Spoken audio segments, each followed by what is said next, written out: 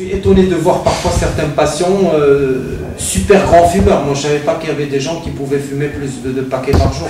Et pour moi, le maximum, c'est 2 paquets, mais j'en ai rencontré quelques-uns qui fument plus de 4, ou autour de 4. C'est énorme. Un patient qui a une très mauvaise hygiène, c'est pas bon, et pour les implants et pour ses dents naturelles. Et dans ce cas, on peut le motiver, ça, on sent qu'on a vraiment beaucoup plus de pouvoir, mais parce qu'il suffit de leur montrer, de les motiver, de le recontrôler. Mais quand c'est quelqu'un qui fume beaucoup, il n'est plus candidat à l'implantologie. Est-ce que vous fumez? J'ai arrêté il y a 4 ans. Voilà. Ce qu'il faudrait savoir, c'est que chez les grands fumeurs, c'est très difficile au niveau des suites, au niveau de la cicatrisation et osseuse et gingivale et tout ce qui va avec l'hygiène.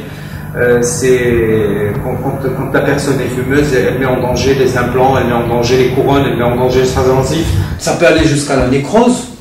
C'est la nécrose, c'est-à-dire on peut avoir des nécroses d'os, on peut avoir des nécroses de gencives, on peut avoir des mises à nu spontanées d'implants, on peut avoir des rejets d'implants, toutes les complications. D'ailleurs, quand on voit dans les grandes contre-indications de l'implantologie, c'est le tabagisme d'abord. Et moi, je le place même avant le diabète, parce qu'un diabétique bien équilibré, on peut lui poser des implants. J'ai dans ma clientèle beaucoup de diabétiques à qui j'ai posé des implants, ils n'ont pas fait de complications.